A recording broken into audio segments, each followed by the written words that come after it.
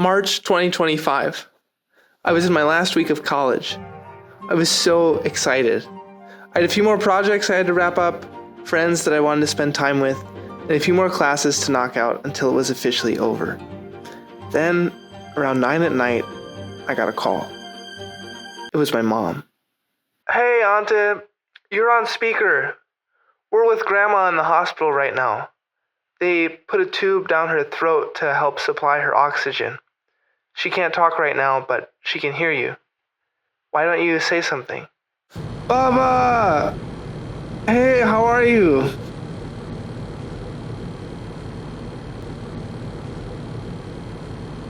"Hey, don't worry, okay?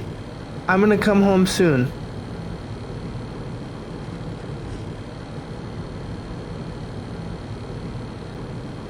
"And I want you to know that I love you so, so much, okay?"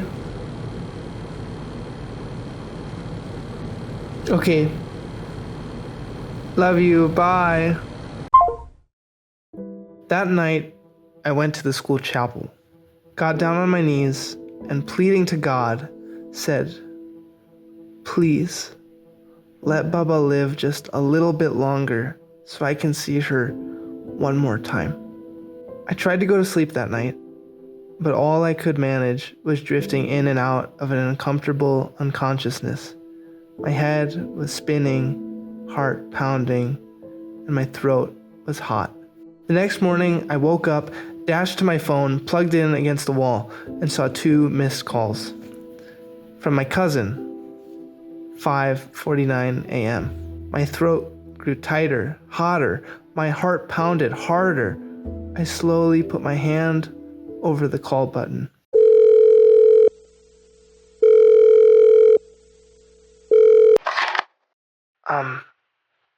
I just wanted to let you know that Baba died this morning at 5:43 a.m. We really didn't know. For the first time in my life, someone close to me, someone that I knew intimately, had died. But why? Why did Grandma have to die? Why couldn't she live just a little bit longer? Why couldn't I see her again? What if there was another way? What if Grandma didn't have to die? What if I could do something? What if I could bring her back?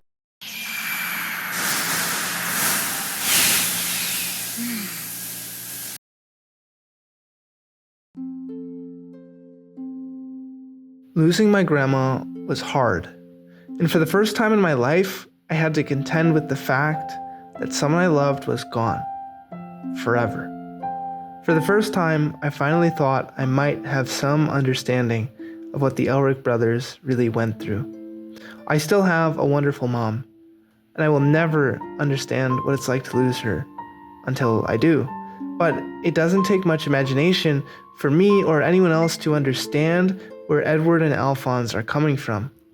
What I love most especially about Brotherhood, and specifically the 3rd episode, it not only captures all the themes that will be explored in the rest of the show, but it captures what's relevant to all humans at all times. The human struggle between life and death. When Edward and Alphonse go to Lior looking for the Philosopher's Stone, we know why. Part of them has been taken. They have lost something that made them who they are. And now, all they want is to get it back. All they want is to be whole again. In Lior, Edward and Alphonse meet Rose, a woman who lost the love of her life, a woman who resembles Ed and Al so closely. As children, the love of your life is your parents, most likely your mom. When you get older, you feel called to go out and find the love of your life. We see the same thing looking at Rose and the Elric brothers. And just like the Elric brothers, Rose is forced to ask a horrible question. A question I had to ask when my grandma died. Is life worth living without my loved ones? When confronted with a question like that, I think we have 3 fundamental options. 1. Ignore the question and continue living your life. 2. Decide that life is not worth living. Or 3, find a hope in your life that allows you to keep going. Rose, in her time of grief and mourning, doesn't want to ignore the situation, and she doesn't want to die. She does the only thing she can think to do.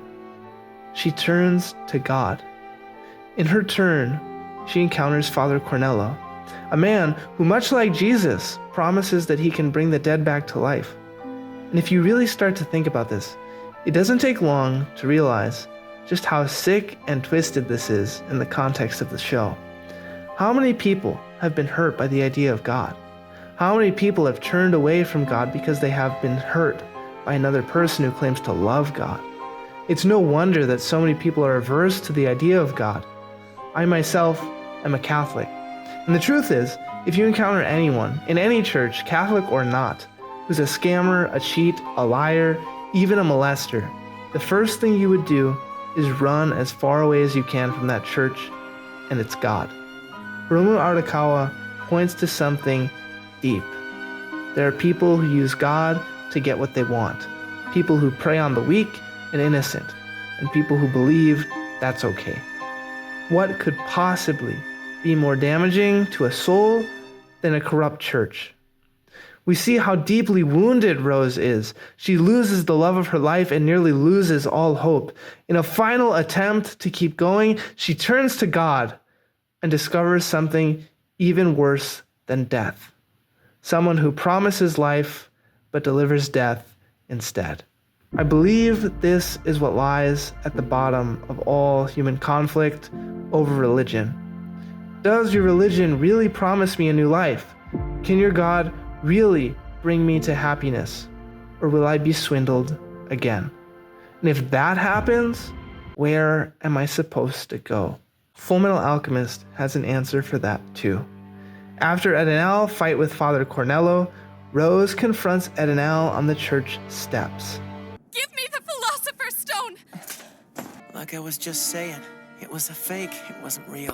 Edenal, just like Rose, have to face the reality of a fake Philosopher's Stone, a promise that cannot give them new life. When Rose demands the Philosopher's Stone, what she believes to be her final chance at life, and then to discover that there's a second fake, is more than Rose can bear. He promised me.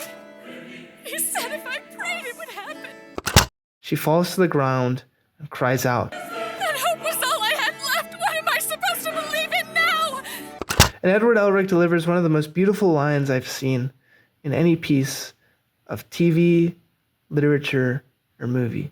I can't tell you that. You have to figure it out. Stand up and walk. Keep moving forward. You've got 2 good legs, so use them. You're strong enough to make your own path.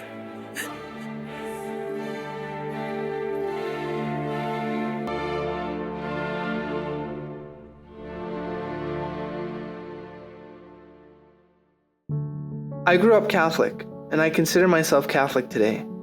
But whether you're a theist or an atheist, a Catholic or a Muslim, a Buddhist or a communist, you know one thing. It's almost impossible to convince anyone of your beliefs.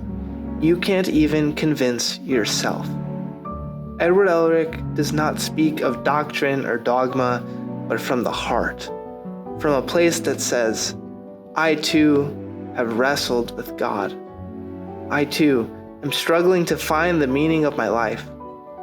And the only way that I can find it is if I go out and look for it. I suggest you do the same. If you like this video, there's a good chance you'll enjoy this one even more, where we explored the true meaning of the Ouroboros tattoo and discovered how it ties in to the rest of the show. Join me next Saturday at 7 a.m., where we'll continue to uncover the truth hidden within the truth, and unpack Edward's relationship with von Hohenheim, and discover how it ties in to one of the show's deepest messages.